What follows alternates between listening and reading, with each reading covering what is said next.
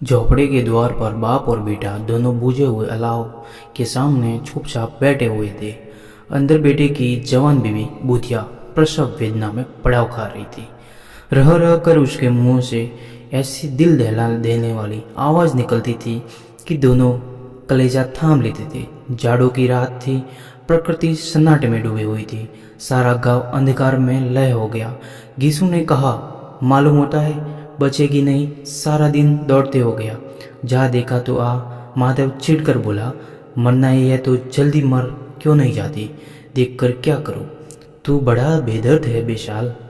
पर जिसने साथ सुख चैन से रहा उसी के साथ इतनी बेवफाई, तो मुझसे तो उसका तड़पना और हाथ पांव पटकना नहीं देखा जाता। चमारों का कुनबा था, सारे गांव में बदनाम। घिसू एक दिन काम करता तो 3 दिन आराम करता।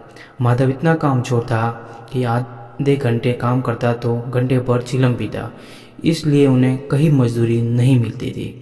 घर में मुट्ठी भर भी अनाज मौजूद हो तो उनके लिए काम करने की कसम थी। जब 2-4 फाके हो जाते तो घिसू पेड़ पर चढ़कर लड़कियां तोड़ लाता और माधव बाजार से बेच लाता। जब तक वह पैसे रहते दोनों इधर उधर मारे मारे फिरते। गांव में काम की कमी नहीं थी, किसानों का गांव था। मेहनती आदमी के लिए 50 काम थे, मगर इन दोनों को उसी वक्त बुलाते जब 2 आदमियों में से एक का काम पाकर भी संतोष कर लेने के सिवा और कोई चारा न होता। अगर दोनों साधु होते तो इन्हें संतोष और धैर्य के लिए संयम नियम की बिल्कुल जरूरत नहीं होती। यह तो प्रकृति थी, विचित्र जीवन था इनका। घर में मिट्टी के 2-4 बर्तन के सिवा कोई संपत्ति नहीं है। फटे चितड़ों से अपनी नग्नता को ढके हुए जिए जाते थे। संसार की चिंताओं से मुक्त, कर्ज से लदे हुए, गालियां भी खाते, मार भी खाते, मगर कोई गम नहीं। दिन इतने की वसूली की बिल्कुल आशा न रहने पर भी उन्हें लोग कुछ न कुछ कर्ज दे देते थे। मटर आलू की फसल में दूसरों के खेतों से मटर या आलू उखाड़ लाते और बूंद बांध कर खा लेते, या 10-5 उखाड़ लाते। रात को चूसते। गीसू ने इसी आकाश वर्ती से 60 साल की उम्र काट दी।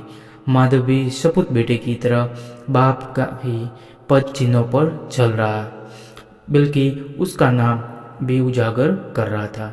इसी वक्त भी दोनों अलाव के सामने बैठकर आलू भून रहे थे, जो किसी खेत से गोद लाए थे। गीसू की स्त्री को तो बहुत दिन देहांत हो गया। माधव का ब्याह पिछले साल हुआ।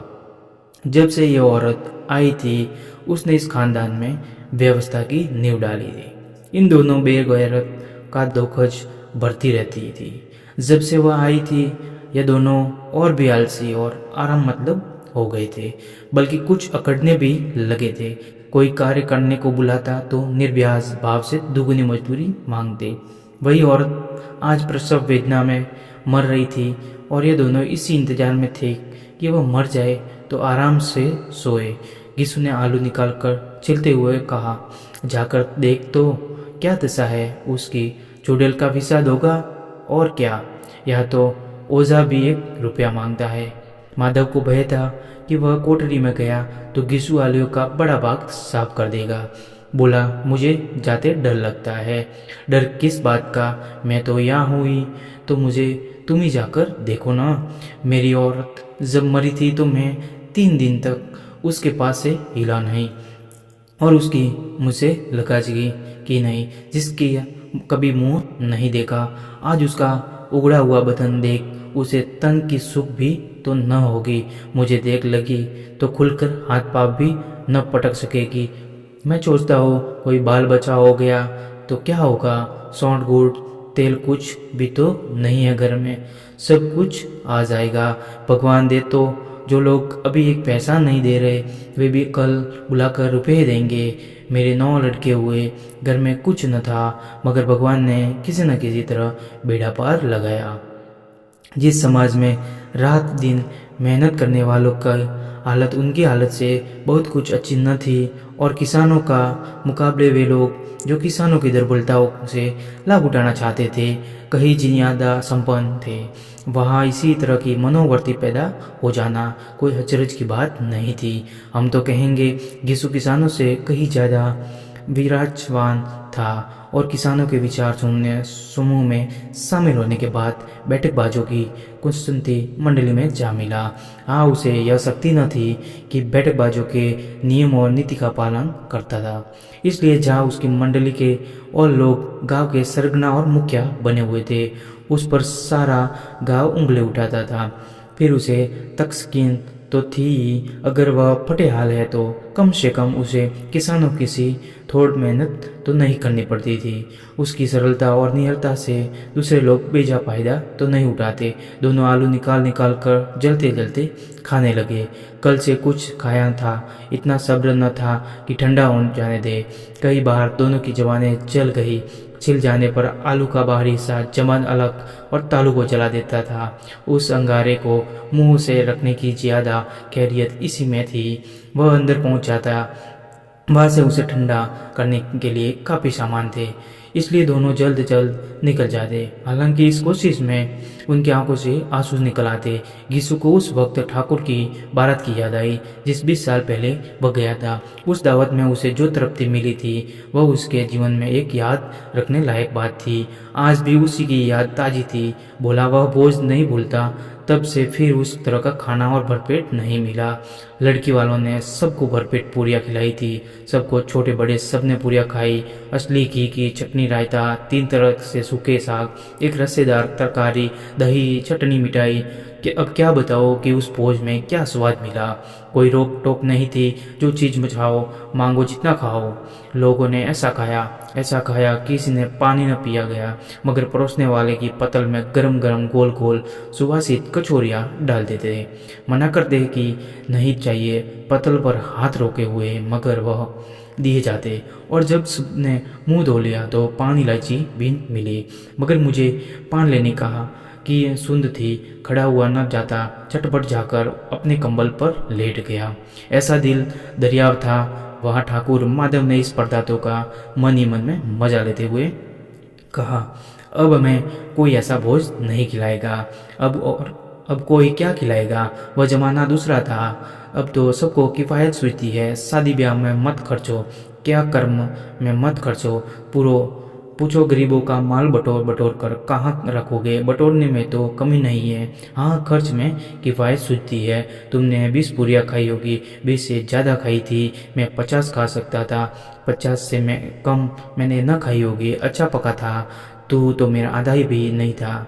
आलू खाकर 2 ने पानी पिया। वही अलाव के सामने अपनी धोतियाँ ओढ़कर पाँव पेट में डाले सो रहे हैं, जैसे 2 बड़े बड़े अजगर गेंडुलिया मारे पड़े हैं।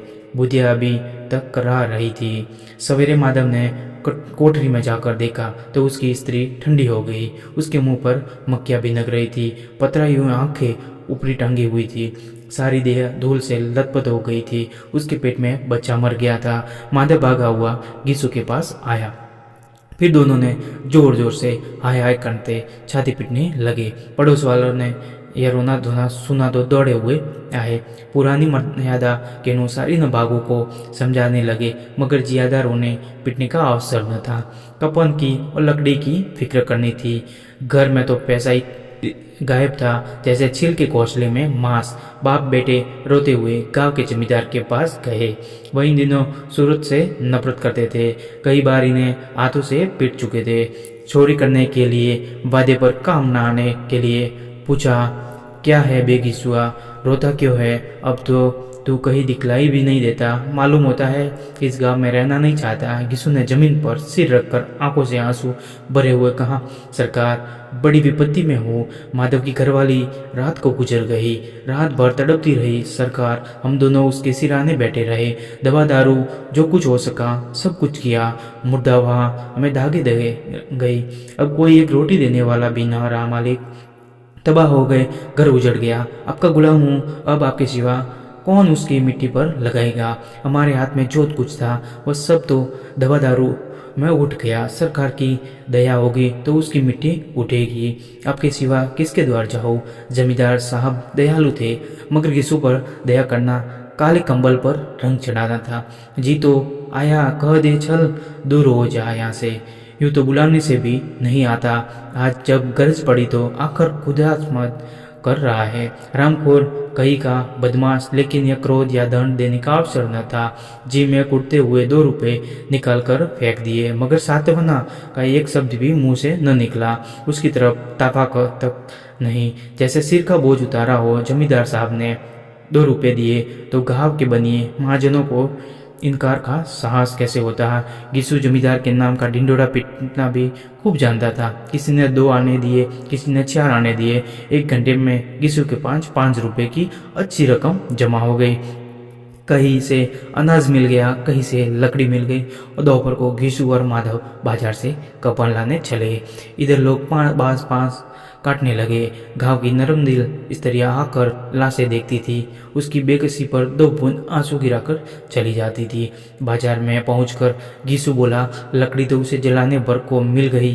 क्यों? माधव बोला, हाँ लकड़ी तो बहुत है, अब कपन चाहिए तो चलो कोई हल्का सा कपन ले ले। हाँ और क्या, लाश उठते उठते रात हो जाएगी, रात को कपन कौन देखता है। कैसा बुरा रिवाज है कि जीते जी तन ढकने को चितड़ा भी न मिले, उसे मरने पर नया कफन चाहिए। कफन लाश के साथ जल ही तो जाता है, और क्या रखा है। यही 5 रुपए मिलते तो कुछ दवा दारू कर लेते। दोनों एक दूसरे की मन की बात ताड़ रहे थे। बाजार में इधर उधर घूमते, कभी इस तरह बाजार की दुकान पर गए, उस तरह दुकान पर गए, तरह तरह के कपड़े, रेशमी, सूती देखे, मगर कुछ जनसा नहीं। यहाँ तक कि शाम हो गई, तब दोनों ने जाने किस देवी प्रेरणा से एक मधुशाला के सामने पहुंचा, और जैसे ही किसी पूर्व निश्चित व्यवस्था के अंदर चले गए, जरा वहाँ देखा तो दोनों असमंज में खड़े हुए। घिसू ने गद्दी के सामने जाकर कहा, साहू जी एक बोतल हमें भी देना। उसके बाद कुछ सिकोना आया, तई हुई मछली आई। दोनों बरामदे में बैठकर सांदेपुर पीने लगे। कोई कहीं कुचिया ताबड़तोड़ पीने के बाद दोनों सरूर में आ गए। घिसू बोला, कपन लगाने से क्या मिलता, आखिर जली तो जाता, कुछ बहू के साथ तो न जाता। माधव आसमान की तरफ देखकर बोला, मानो देवताओं को अपनी निष्पापता का साक्षी बना रहा है। दुनिया का दस्तूर है, नहीं लोग बागानों को 1000 रुपये क्यों दे देते। कौन देखता परलोक में मिलता है या नहीं। बड़े आदमियों के पास धन है, फूके हमारे पास फूकने को क्या है, लेकिन लोगों का जवाब क्या दोगे। लोग पूछने नहीं कपन कहाँ है। घिसू का हंसा, अब कह देंगे कि रुपए कमर से सिसक गए, बहुत ढूंढा मिले नहीं। लोगों का विश्वास न आएगा, लेकिन फिर वही रुपए देंगे। माधव भी ऐसा अनपेक्षित सौभाग्य पर बोला, बड़ी अच्छी थी बेचारी, मरी तो खूब खिला पिला कर, आधी बोतल से ज्यादा उड़ गई। घिसू ने 2 सेर पूरियां मंगाई, चटनी, अचार, कलेजिया। शराब खाने के सामने ही दुकान थी। माधव लपट कर 2 पतलों में सारे सामान ले आया। पूरा 1.5 रुपया खर्च हो गया, सिर्फ थोड़े पैसे बचे रहे। दोनों इस वक्त शाम में बैठे पूरियां खा रहे थे, जैसे जंगल में कोई शेर अपना शिकार उड़ा रहा हो। न जवाबदेही का नहीं बदनामी का फिक्र, इन सब भावनाओं को उन्होंने बहुत पहले से ही जी लिया हो। यीशु दार्शनिक भाव से बोला, हमारी आत्मा प्रसन्न हो रही है तो क्या तुमने पुत्र न होगा। माधव ने श्रद्धा से सिर झुकाकर तस्दीक की, जरूर से जरूर होगा। भगवान तुम्हें अंतर्यामी हो, उसे बैकुंठ ले जाना।